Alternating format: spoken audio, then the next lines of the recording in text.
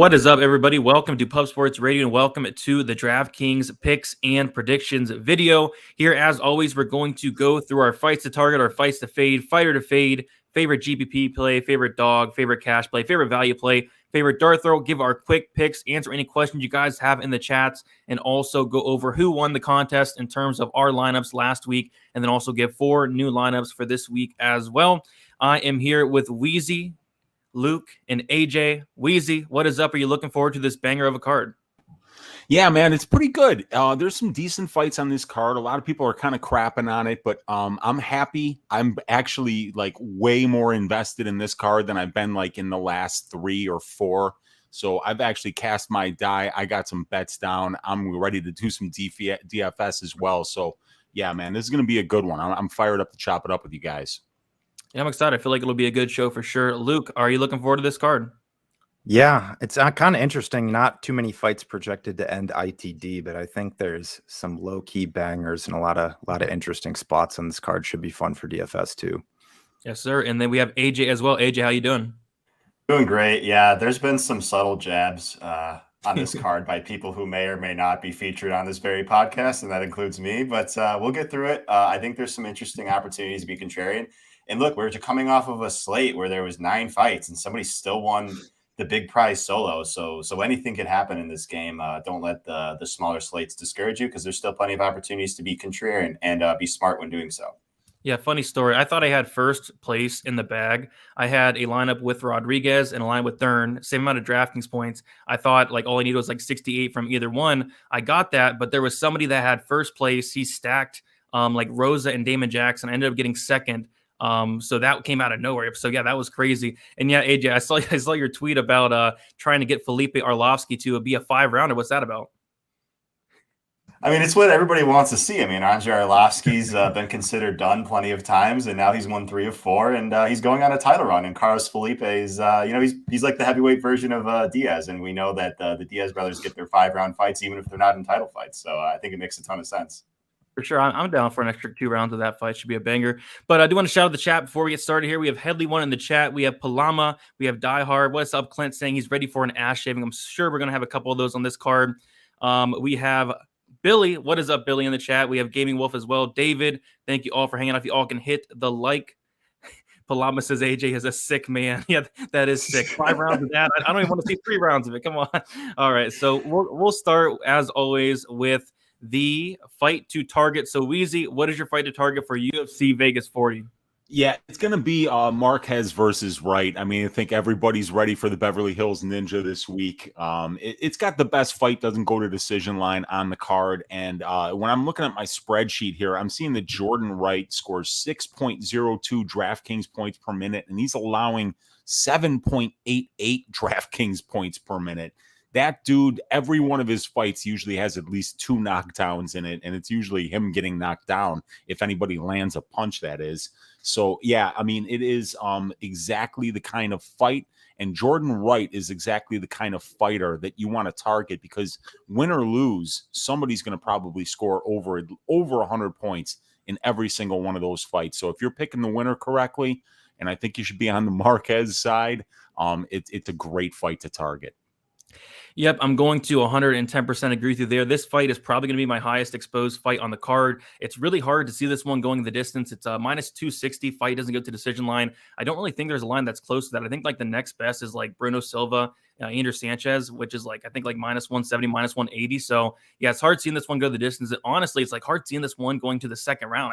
I think someone's going to get finished. I think someone's going to get finished early. You see that Jordan Wright is at 7,400. If Jordan Wright wins, it's going to be a first round knockout. If Julian Marquez wins, I think it could be a first round knockout as well, or maybe even a second round knockout. But either way, I see somebody getting finished, and I think it's a very important fight on the card, and probably one of the best fights, or the fight I'm looking forward to the most, to be honest. And I think it's going to be a really good one for as long as it lasts, and I'm going to have a ton of exposure. Luke, what are you looking forward to for the fight to target here? Yeah, I think you guys hit it. That's probably the main one. I figured people would say that, so I threw another option out there that might be potentially sneaky. Aspenn Ladd versus Norma Dumont. It's a chick fight that is slightly favored to go the distance, but both girls traditionally work in more aggressive, higher output based styles. Ladd only defends strikes at 46%. She is going up a weight class. She had a pretty bad cut 2 weeks ago. Conversely, this is Dumont's toughest test to date. Ladd's high output on the feet, has some pop. We'll mix it up in the pocket, and she has a pretty clear edge on the floor here. As in the times we have seen Dumont on bottom, she's looked pretty bad. Even in that caught kick / slip against Spencer, she pretty much just held on, really had no concept of getting up. Even in her fight with Mariya, she was controlled for over half that fight on the mat to boot.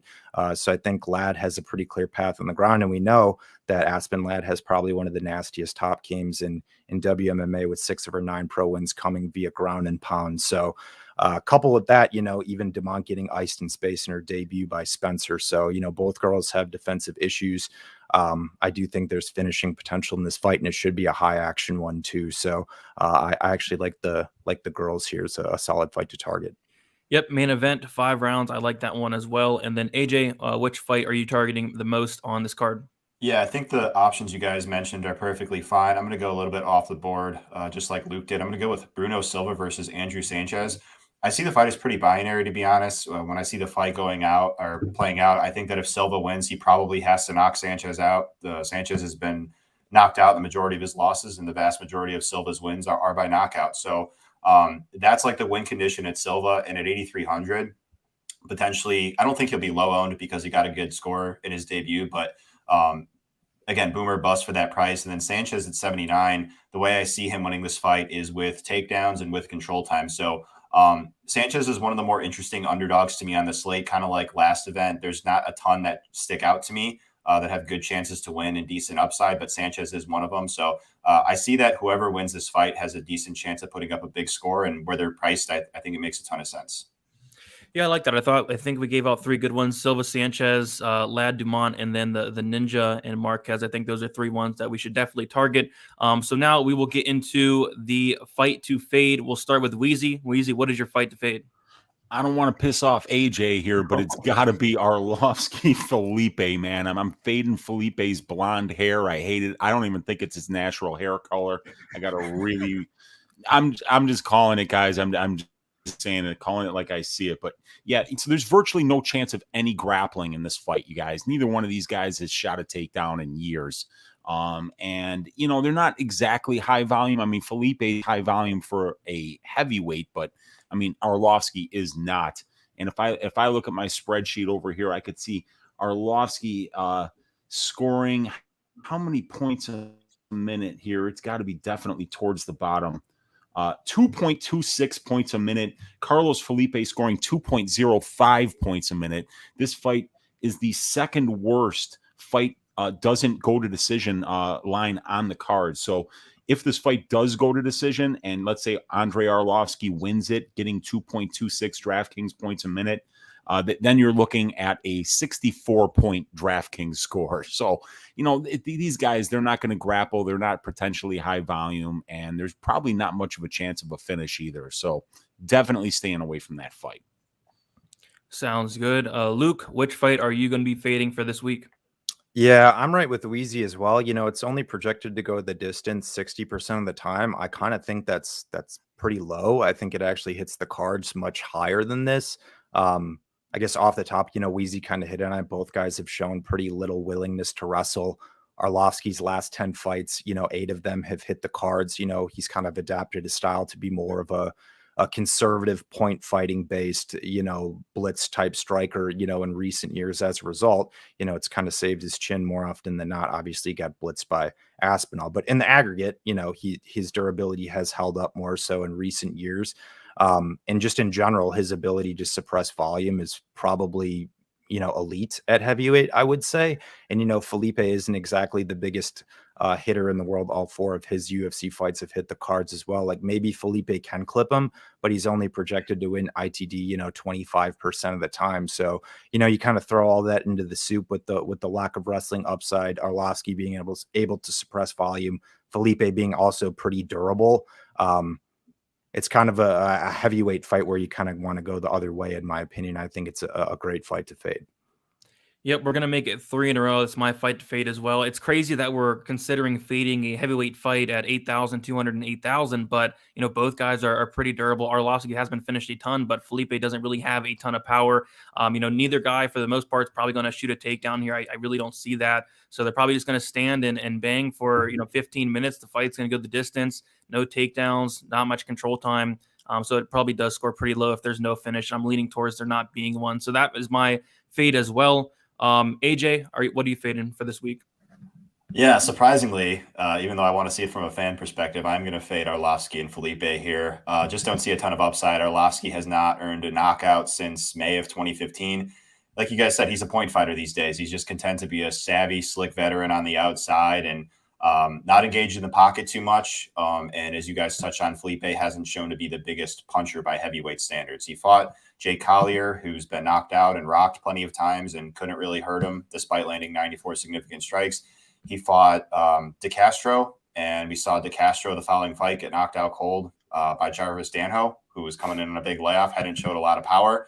And as you guys mentioned, it should be contested on the feet. Neither guy's really interested in wrestling. So I just think with Arlovsky's, willingness to just play the outside game and Felipe just, willing to taunt in there. And again, he'll throw with volume and he does have the durability advantage and cardio advantage. I don't necessarily think that'll equate to a big score unless there's a knockout here. And the odds are projecting this fight to go over 2.5 rounds. Yeah, this is a fight where despite it being, reasonably priced, it's not one that I want to have a lot of exposure to. Yep, looks like we all four are on the same page there. Let's go to our fighter to fade. Weezy, who is your fighter to fade this week? So I'm going with Amiv this week. Not that I don't think he wins this fight. I think he wins this fight, but at 9,100, he's got a plus 124 for the fight doesn't go to decision. So they see this one going to the scorecards. He's got a plus 225 inside the distance line, which makes him the seventh best inside the distance line. But basically, everybody that's above him has a lower salary except for Ludovic Klein. So, Aspenn Ladd's got a better inside the distance line. Batgarel, Firo, Bruno Silva, and Julian Marquez are all priced lower than Ramazan Amiv and all have a better inside the distance line. But, I still could see Amiv getting some, quite a few takedowns against Roberts. And if he does pile up takedowns and score about 4 DraftKings points a minute, he can get in the 90-point range. But 4 DraftKings points a minute is difficult to get. That's a very high work rate. So I'm going to be fading him, even though I think he wins the fight. I think the salary is just too high. Yep, I'm going to agree with you there. You take a look at some of his scores, 73, 71, 82, and 94 against David Zawada was his best score there. Yeah, I don't think he's going to score horrible, and I also do think he's going to win as well. I think he's going to rack up takedowns and control time. It's just the lack of finishing upside where I can go and get a CR Eubanks, who I think is going to smash, or a Ludovic Klein, who I think is going to get a knockout. I'd rather go to those two instead of getting a Amiv, who typically isn't the best scorer, but again, I don't think he's going to score horrible. I think he's somewhat safe.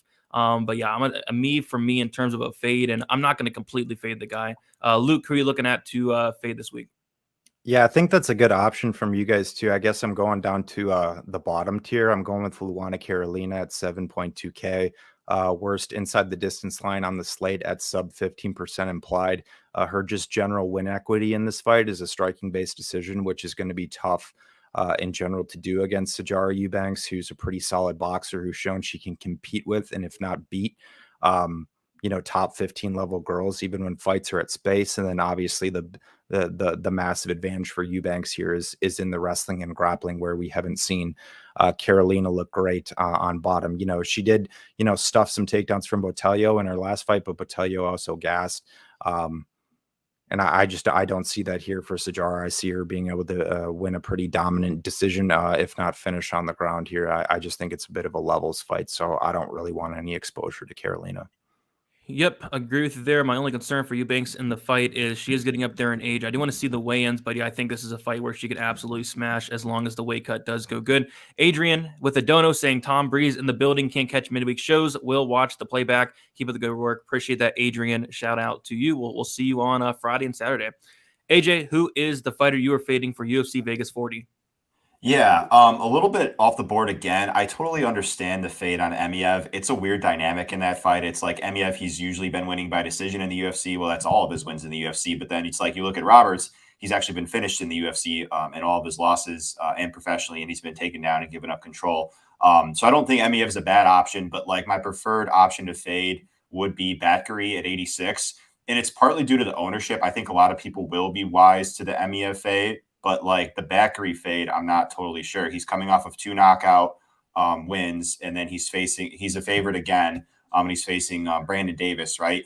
I guess my concern for Batkery here is he's facing a much longer guy. Davis is going to be 3 inches taller, a couple inches of reach, and Davis has never been knocked out in his career. He's been rocked a few times, like against Randy Costa, and he was knocked down by Kwang Ho Kang. So I see the potential with Batkery. However, he's very, very knockout or bust. So at what should be at a higher ownership, I'm willing to just take a bolder stand and be underweight to him, considering there's a lot of other fighters that I think have the same upside, if not higher, at potentially a similar or lower ownership. So I'm going to go with Denat Batkery at 86. Yeah, I actually like that call. And I think it's going to be somewhat of a sneaky fade as well because people are going to take a look and see that he knocked out Kevin Natividad, scored 128 DraftKings points. He knocked out Guido Canetti, scored 107 DraftKings points. But yeah, I think Davis is going to present a much bigger problem than those guys did for sure. So I don't hate that call at all. So let's move on to the favorite dog. And let's start with Weezy. Weezy, who's your favorite dog this week? So I'm going with Brandon Davis this week, and it's a lot of the things that AJ just said about Batgirl. We saw him kind of starch a couple people that probably didn't deserve to be there. The 42-year-old Guido Canetti, so I just don't see the performance that Batgirl had against Alatang was not that impressive. I saw Alatang actually have some success with the wrestling, and we haven't seen Alatang go back to that wrestling since that fight. And I like Brandon Davis. He's long. He's a huge bantamweight. The level of competition that this dude has been fighting in the UFC has been absolutely sick. He's got 4 regional scene wins in Gulf Coast MMA under his belt since coming back. And he just looks like he's going to be longer. He's going to have a little more wrestling. Maybe he's a little bit more well-rounded than Batgirl. And this dude can flat out take a punch. So the fact that Batgirl is starching dudes like Canetti and the other guy, I don't really see him doing that to Brandon Davis because you got to hit him in the head with a shovel to get him out of there. He was absolutely taking some flush shots in some of these fights, fighting dudes like, Chikadze and Magomed Sharipov and even Randy Costa, who hits like a truck. He absorbed some flush shots from him. So I see Brandon Davis making this a really dirty, gritty fight and potentially coming out on top here. I actually like him as an underdog. So that's who I'm going with. Weezy, we are lining up like perfectly thus far on the show. Brandon Davis as well for me, 7,600. There's like not a ton of underdogs that do stick out this week. He is one of them. I think there is some recency bias baked into the line. We've seen Denat go out there and starch Kevin Natividad. We saw him starch Guido Canetti. I don't think it's going to be that easy against Brandon Davis, who has next level toughness. He's never been knocked out. He's going to be the bigger fighter as well. I think he can implement the wrestling, and I think there's paths to victory for him and paths to victory where he can get down Denat, he can get takedowns, get control time. I think that's going to add up. So yeah, 7,600. I like it quite a bit. So I'm right there with you, Weezy. Let's see if we keep continuing throughout the show because it's getting pretty weird at this point. Luke, what do you have for this one? I will actually touch on Davis at a further segment down in the show. But actually, my favorite dog here is Andrew Sanchez at 7.9K. He's only 45% implied to win the fight overall and has the best inside the distance line of any dog at roughly 30% implied. I think it's important to note that Sanchez is probably one of the best wrestlers that Silva has fought. I know he's fought over in Russia, but Sanchez, pretty high level pedigree, black belt in jiu-jitsu as well. And I think his boxing in his hands have come a long way in recent years. Obviously, Silva has that KO power. He could KO Sanchez or just outwork him if this fight stays standing. But in my opinion, Silva's still pretty unproven at the UFC level. We've seen Silva get out wrestled before. We've seen him get his back taken outside of even the fight with Turman in his debut. He's been out wrestled and out grappled before back on the regionals. So I guess my take is more so in theory that if Sanchez is able to implement that type of game plan, I think he can still 10x at his price point, even a decision win, and is potentially live for a finish as well. I think that grinding based pace of Sanchez prove some credence here, and I don't think he's screwed on the feet necessarily like some other people are anticipating. I think Sanchez is a little bit undervalued this week. Yeah, his win condition is probably going to score a ton. If you got to expect, if he does win, you expect a ton of takedowns, a ton of control time as well. So yeah, I don't hate him as a dog. I like that fight as a whole to target as well. AJ, who are you looking at here? Yeah, I'm going to double down there with the fight that I wanted to target, and also to echo the same sentiment as Luke. And yeah, Andrew Sanchez as well, 79. I think he's the underdog with like the most upside in a win scenario. The way I see him winning is through takedowns, through control, and through just ground strikes, clinch strikes even. He doesn't have like the best looking DraftKings game logs if you just look up and down his fight log, I guess. But this is a matchup he has a lot of potential in. Luke said it, Silva has not shown good takedown defense or good grappling on the regionals. It didn't even really look great against Turman. Turman just kind of lost position. We've seen Turman lose position and be okay with playing on his back in the past. So to me, Silva just hasn't proven a whole lot. I mean, I'm not going to completely overlook him. I think, again, he's a viable target as well. But I like Sanchez the most out of all the underdogs. He's got a reasonable chance to win. Again, and he's like one of the few underdogs that I think if he does win, has to do so with wrestling, with grappling. So I like that little safety blanket that if he gets his hand raised, he could do so and put up a big score. Yep, don't hate it. So we have 2 on Sanchez and then 2 on Davis. Nice couple dogs there.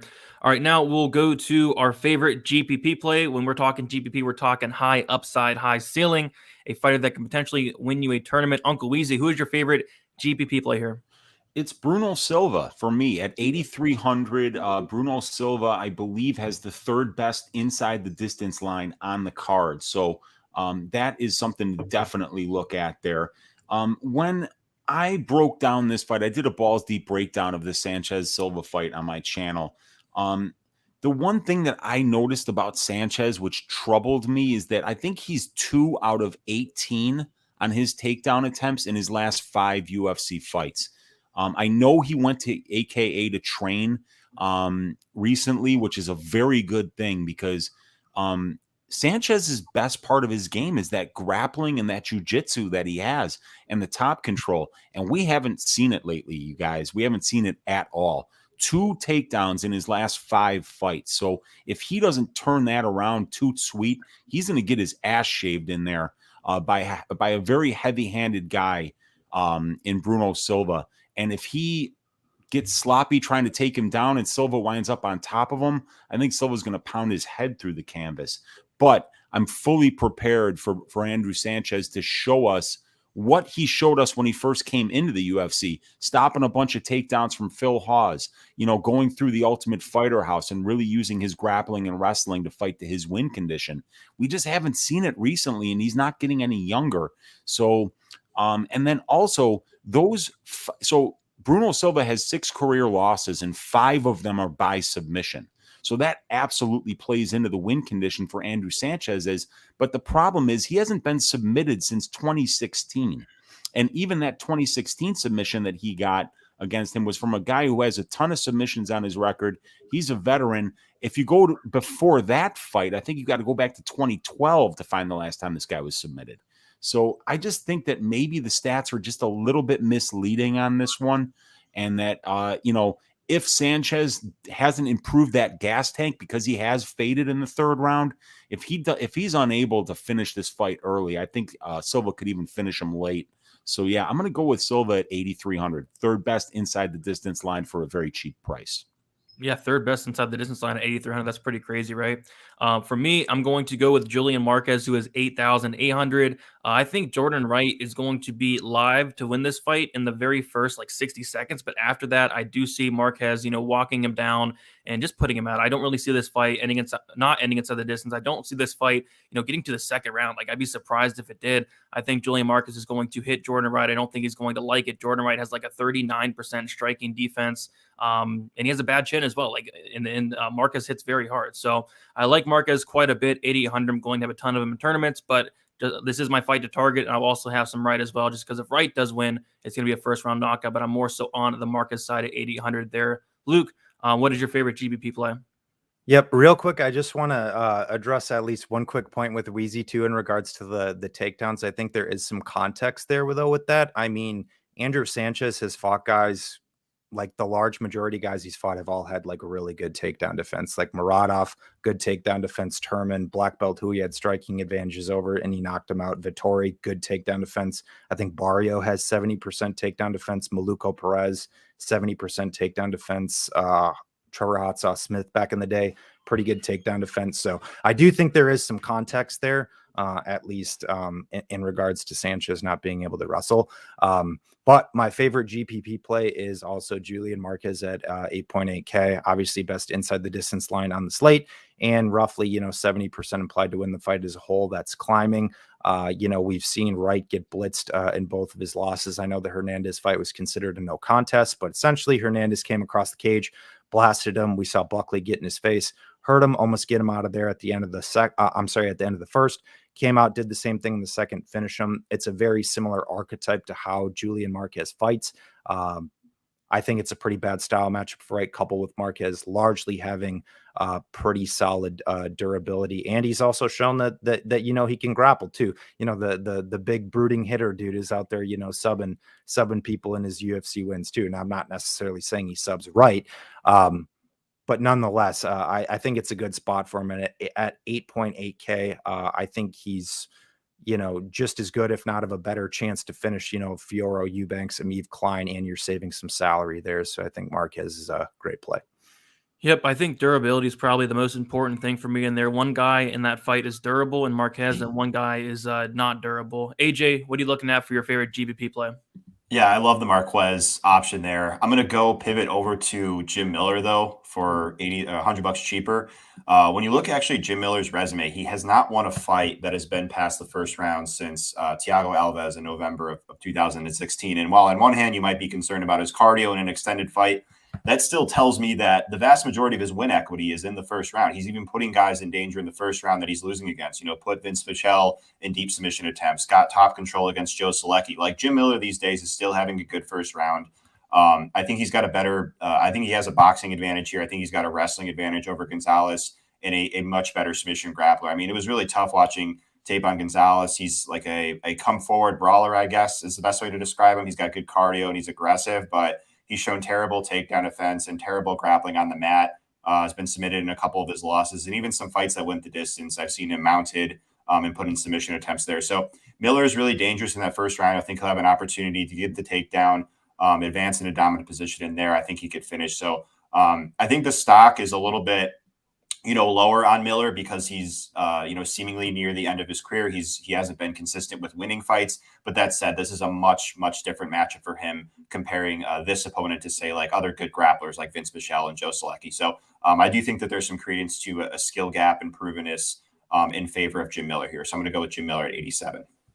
Yeah, I'm glad you bring him up because he is the definition of a GPP play. I think like his last 4 or 5 wins are all in round 1. And at 8,700, if that does happen, he's good chances on the optimal lineup.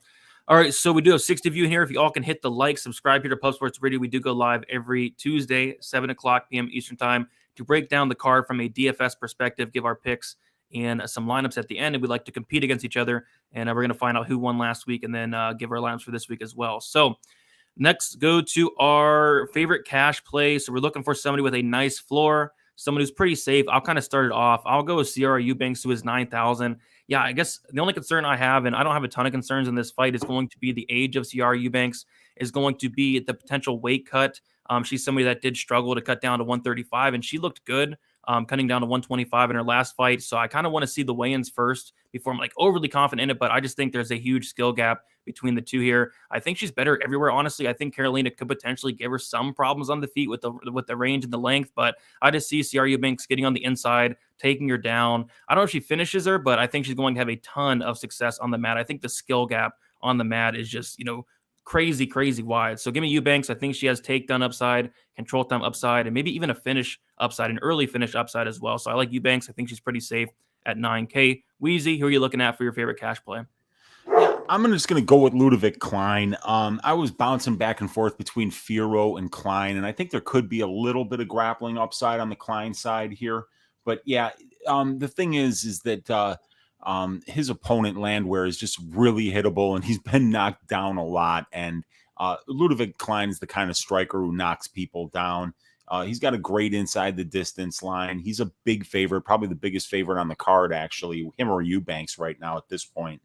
But I do see a potential knockout here, even though Landwehr is stupid tough and he's really hard to take down.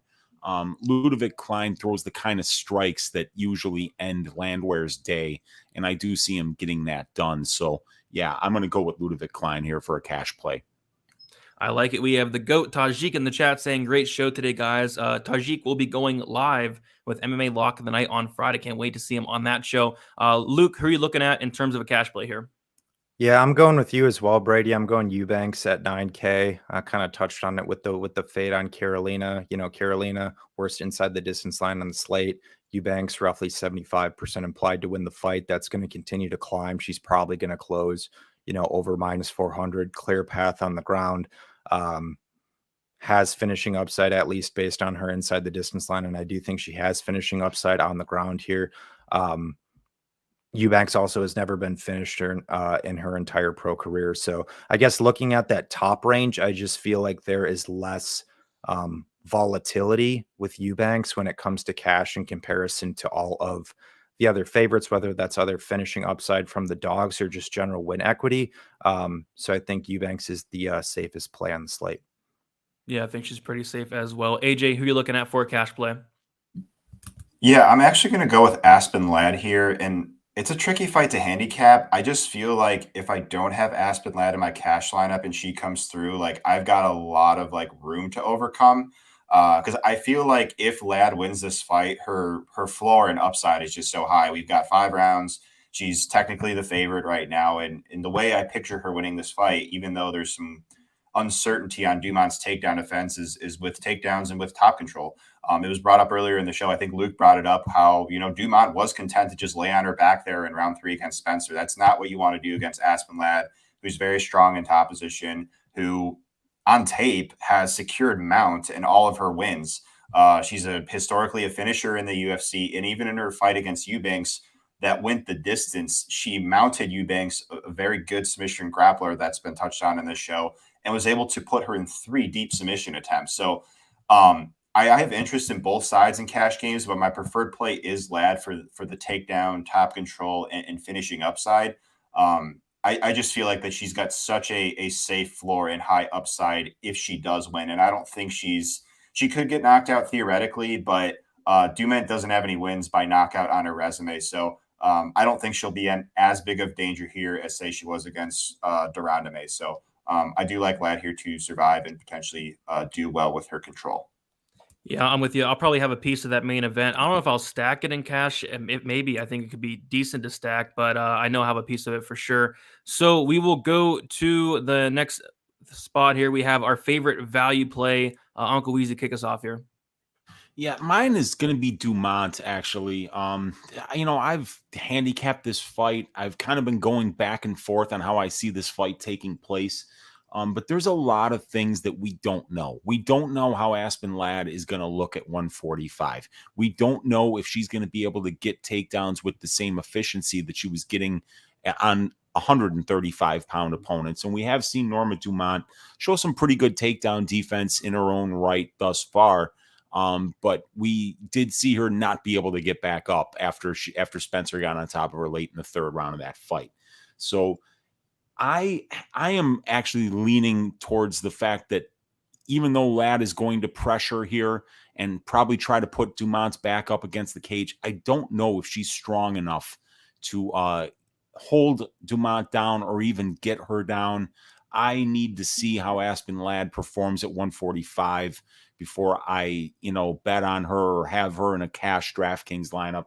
But, my value play is Dumont because I do believe that she's going to be the far better striker here, the far more dangerous striker.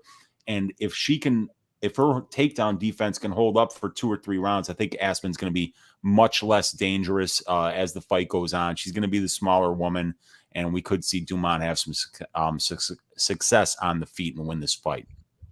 Yeah, I agree with you. I went with Dumont as my favorite value play as well, and mostly because I couldn't really find a ton of value on the slate, but Dumont's somebody that does stick out. There's a ton of red flags on the Aspenn Ladd side. A couple being, the bad weight cut a couple weeks ago. She's cutting weight once again. I do want to see how she looks on the scale. She's coming off of like a 2-year layoff. Multiple injuries, multiple surgeries as well. And like you said, this is going to be the first time she has fought at 145 pounds. So yeah, tons of question marks. I don't hate Dumont at 7,800. I'm going to have pieces of both of the fight, but in terms of value, she was one that did stick out at 7,800 there. Luke, what are you looking at for in terms of value? So we're actually going to butt heads here. My favorite value play is actually Aspenn Ladd at 8.4K. I just think her finish or just her general scoring and finish upside in this fight is actually reasonably high. I know there's the weight cut concerns, but actually in terms of size, like Dumont's only, I think, got like an inch of height and an inch of reach on her. So like, it's not as if she's fighting this, gargantuan chick at 45. Dumont has fought at 135 pounds before too. So it's not like she's a through and through 145, and kind of is touched on with my fight to target here. I just feel like there's levels on the ground. There is kind of that fight out there that's looming that I don't think a lot of people have seen.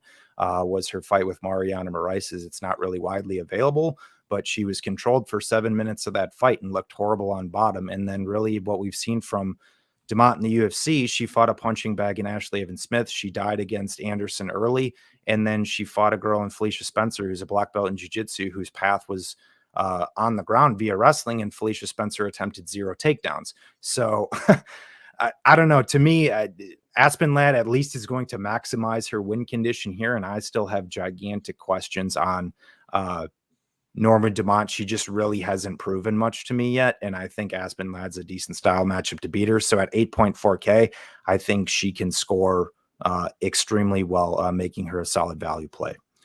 Yes, Sam, I still have a lot of questions about her as well. Hopefully we do get some of those answered, and I do think we will. AJ, what are you looking at in terms of a value play this week? Yeah, I'm gonna go. He was brought up earlier. Brandon Davis at 76. To me, it's just like an uncertainty fight on the Backery side. Like, yeah, he's knocked out some guys recently, but there've been guys that were like at his height or shorter than him. Davis is gonna be 3 inches taller, 2 inches of reach. And Davis, just like Backery, he does have a high pace. I think he's he's got more variety as a striker, meaning he'll go to the body and the legs, whereas Backery mainly just headhunts. And then also Davis, he's not a great wrestler, but he definitely has more wrestling upside of the two. And I'm not totally sold on Backery as a defensive wrestler. He actually looked pretty bad in that Alatang fight. I know Alatang has a wrestling background, but just how he defended there, struggled to separate from the attempts, gave up his back. Davis is a purple belt in Brazilian Jiu-Jitsu. He's certainly not bad on the ground. I think he has some grappling upside if he wants. But even if it takes place on the feet, I think that Davis could win the fight at range. So I don't necessarily think he has a tremendous upside in a win scenario. However, he's one of the more underdogs that's likely to win per the betting odds and per my research. So I'm willing to take some chances on Brandon Davis as my value play. I think he's being a bit underrated in this spot. Yep, good call there. I think there's value as well. I think there's value as well. I think the line should be closer. And then next we'll go to our favorite dart throw. Weezy, what's your favorite dart throw? Yeah, this one was pretty easy for me. I'm going to go with Estela Nunez. I really liked what I saw from her on the regional scene. I think she's a pretty good Muay Thai practitioner. And when I watched, all the tape on Carnelossi, I don't really know what she's good at. She moves forward. That's going to be actually pretty valuable against Nunez, because Nunez is going to be much taller, much longer, and Carnelossi will pressure her. But I haven't seen Carnelossi wrestle a whole lot, and that does seem to be the kryptonite to Nunez's game. But if this fight stays on the feet for 3 rounds, Nunez is the better striker. She's longer. She's got more variety to her attack, and I think she's got more power. So at 7,600, I think it's a good dart throw because she's making her UFC debut, coming off a 2-year steroid suspension. So she's going to be bricked up, and she's going to need to be against somebody like Carnelossi, who's got muscle on top of muscle on top of muscle. But I just think that the conditioning advantage will go to Nunez, and that we could see her have a lot of success from distance here. If she keeps moving her feet, keeps circling, I think she can pick her apart from the outside. Yeah, I like that. I think she'll be pretty low owned as well. For me, I'm going to get a little crazy here. So for my dart throw, I'm going to go with Mauro Bueno Silva, and I fully expect Fiora to go out here and shave some ass. But, why I expect that is because Mauro Bueno Silva has shot 0 takedowns in the UFC, and if she does strike with Manon Fiora, I think it's going to be a bad night at the office. But if Bueno Silva decides to maybe shoot her first takedown, if this fight ends up on the mat in any type of way, I think she's going to be very live because she is very dangerous on the mat. She has 2 submission wins in the UFC, also had one in the Contender Series as well. She is legit on the mat, just doesn't really want to take it there. So if she does take it there in this fight, I think she could have success. And even on the feet, I expect Manon Fiora to shave ass, but, Bueno Silva is still pretty dangerous. She hits very hard as well. Just kind of taking a shot. And even then, Manon Fiora, I do think she's the real deal, but she's still pretty unproven. I mean, she beat Tabitha Ricci. She beat Victoria Leonardo. This is going to be her first true test. So, and I think she'll be very low owned. So I'll have a little bit of Mauro Bueno Silva, 7,300, just in case this fight does hit the mat at some point, because I'd be really worried for Fiora if it did. Luke, who are you looking at for a dart throw here? Yeah, I'm going Brandon Davis at 7.6K. Batgirl, kind of the shiny new toy, as I'd like to call it. Coming off of 2 first-round KOs. AJ kind of talked on it earlier about, the game log for him looks good, but I think there's a lot of context that's also being lost in the fight that, that Davis had a really tough stint in terms of strength of competition, his first UFC run going 2-5. But, even in his fight with Zabit, the dude went evens at distance with Zabit. I think that's, reasonably impressive. He's only plus 475 to win inside the distance, but he's a tough guy to get out of there. I mean, you guys kind of touched on a lot of the points earlier, but, he's well-rounded, good kickboxing, when he does decide to wrestle, that's kind of the concern. He's not necessarily the guy, diving on legs for 15 minutes, but I think from an actual technical perspective, he's actually not a bad wrestler. I mean, that's how he forced a split with Giga Chikadze, fought him much more competitive than most guys can say. So, he can wrestle. He's shown back-taking competency. He can grapple. And what we have seen from Batgirl, on bottom hasn't been great. You guys touched on the Haley fight, but I even went back to his actual first pro loss. I'm not even going to pronounce the guy's name because I don't know what it was, but there was a significant wrestling component in that fight where he did drop, roughly 5, 6, 7 minutes on the mat and got beat up pretty good there. So from what I've seen, I would assume that the ground is still a hole for Batgirl. And I think it's something that a wily vet in Davis, who's very battle tested, very experienced, can potentially exploit here. And it's more so of a dart throw in the sense that I think he's going to be low owned. I think people are going to load up on Batgirl. So I think it's a way to be different. I think, Brandon Davis in, second UFC run might surprise some people. Yep, I think some people were confused in the chat. When we're talking about dart throw, we're talking about, being different. We're going after these low-owned fighters. So just that's what a dart throw is. AJ, what are you looking at here in terms of a dart throw? Yeah, I like the picks here, especially because Weezy picked Nunes. I thought it was gonna be really sneaky there, but of course I'm not. But I like her. Good chance to win for the betting odds, plus 135.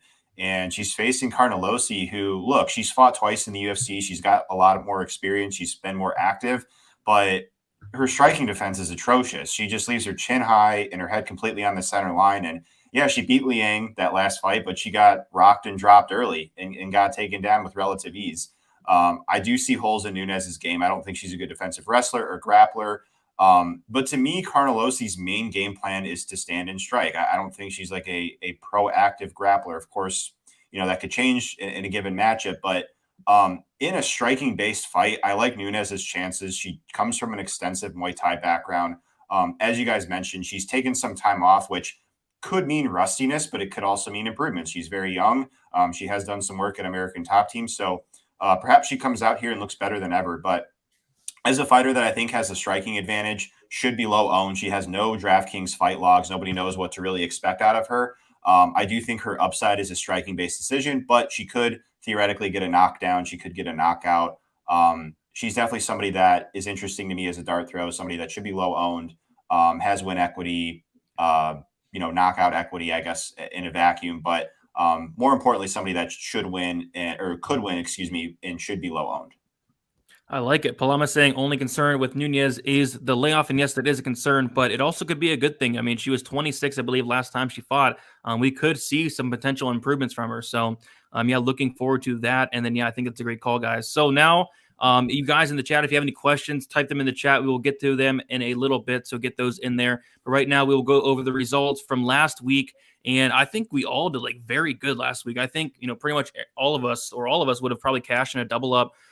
Fourth place, we had AJ with Nicolau, Romanov, Garcia, Rodriguez, Colares, and Gooden scoring 485.21 DraftKings points. Luke, third place, Romanov, Gutiérrez, Jackson, Mazo, Rodriguez, and Gooden scoring 522.73 DraftKings points. Weezy, second place with Romanov, Garcia, Gutiérrez, Rodriguez, Elliott, Gooden scoring 545.05 DraftKings points.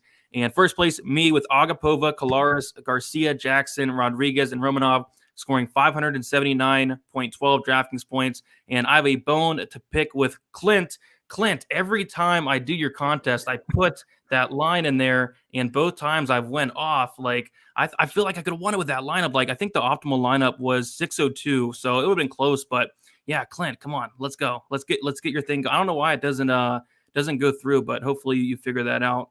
But yeah, shout out to Clint. So we'll go over our lineups for this week here. And let's start with Weezy. Weezy, what do you got for us? All right, going from most expensive to least expensive, I'm going to be going with Manon Fiorot, Julian Marquez, Jim Miller, Bruno Silva, Estela Nunez, and Brandon Davis. There you go. Luke, what do you have for your lineup this week? Yep, top to bottom, I'm going Eubanks, Marquez, Miller, Ladd, Sanchez, and Hot Chocolate, Danny Roberts at the bottom. AJ, what is your lineup for this week? It's going to sound like I'm going to contradict myself with the Nunez pick, but I do think that there's some upside on the other side of the fight. I do like Julie Marquez at 88, Jim Miller at 87, Ariane Carnelos at 85, Aspenn Ladd at 84, Brandon Davis at 76, and Andrew Sanchez at 79. Sounds good. And for me, I'm actually leaving a lot of salary on the table this week for this contest. We'll see how it does work out. Starting up top, Ludovic Klein, 9,200. Eubanks, 9,000. The next most expensive, Bruno Silva, 8,300.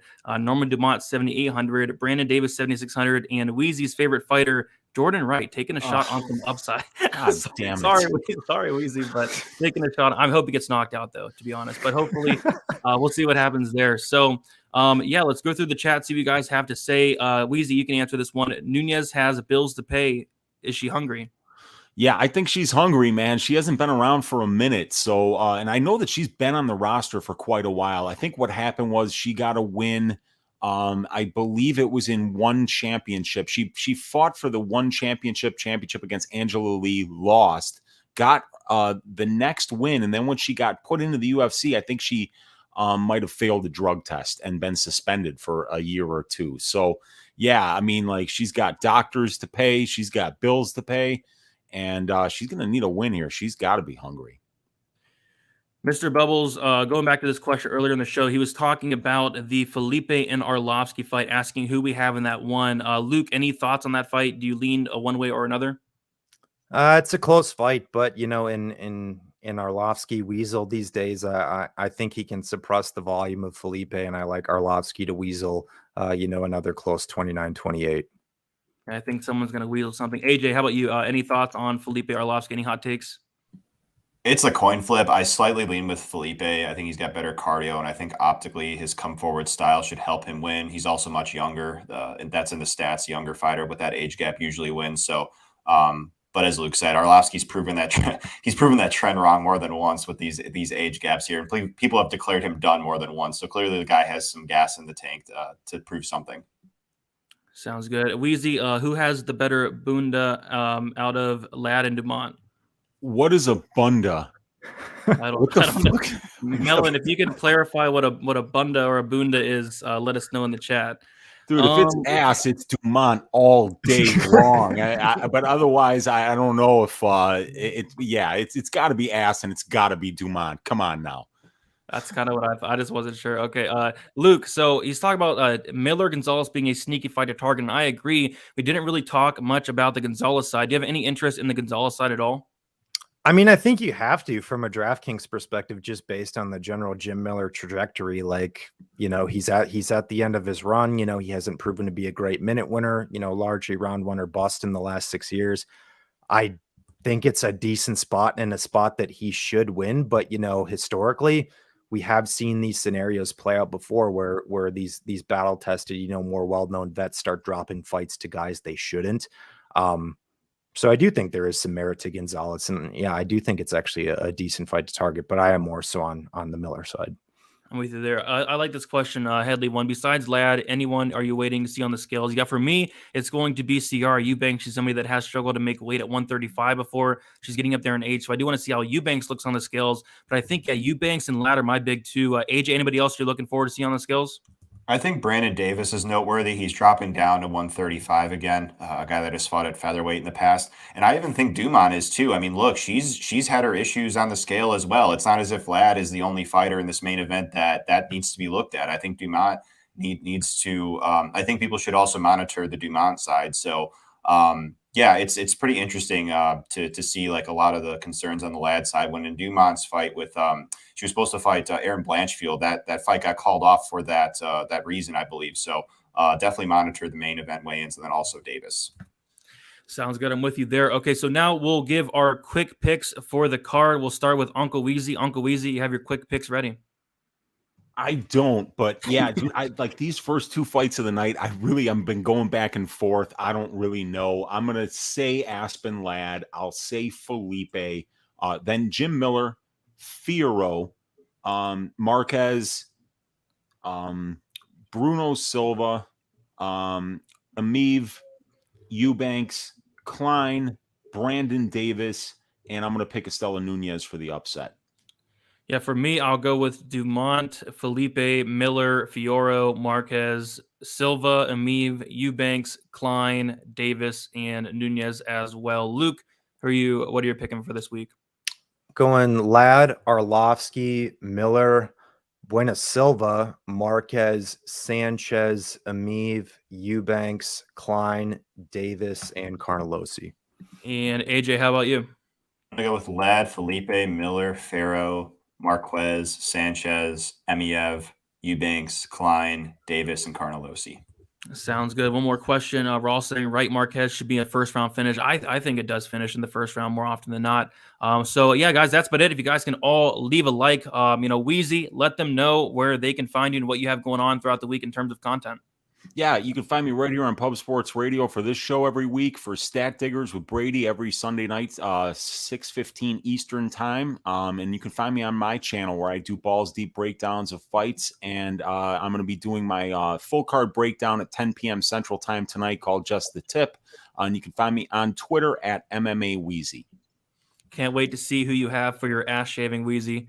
I think I might know who, but I won't spoil it. I'll just wait there. Luke, where can they find you? What do you have going on throughout the week in terms of content? Yep. Twitter, SWR_betting is always pretty active on Twitter throughout the week. Patreon.com/SWR betting for bets and content. I'm doing some work over at dailyfanmma.com that AJ also works for, doing bets and content for Contender Series, which we have coming up here in 7 minutes and got about 4 weeks left. So you guys are interested in that, check that out. Club and Sub podcast, 10 Eastern, Wednesday nights live on YouTube with the gang and breaking down these fights every week. Sounds good. Can't wait for some Contender Series starting in about, like you said, 7 minutes. And then AJ, let them know where they can find you and what you have going on throughout the week in terms of some content. Yeah, thanks for having me. AJ MMA Betting is the Twitter handle. Daily Fan MMA, check us out there. Very high quality content from DFS standpoint, also Bellator, PFL, and UFC. So yeah, AJMMAbetting.com is my website. I have multiple bets up for the UFC event. My Bellator research is done. UFC research is done. Just got to type up the breakdowns and send them out. But yeah, good show, guys, and cheers. Cheers to you as well. Cheers to the chat. If y'all can leave a like on your way out, subscribe here to Pub Sports. We'll be back next Tuesday, 7 o'clock p.m. Eastern time. As always, you can follow me on Twitter, DFS_numbers. YouTube, DFS by the numbers, going live Friday and then Saturday once more. Appreciate y'all hanging out, and good luck for UFC Vegas 40. Let's make some money.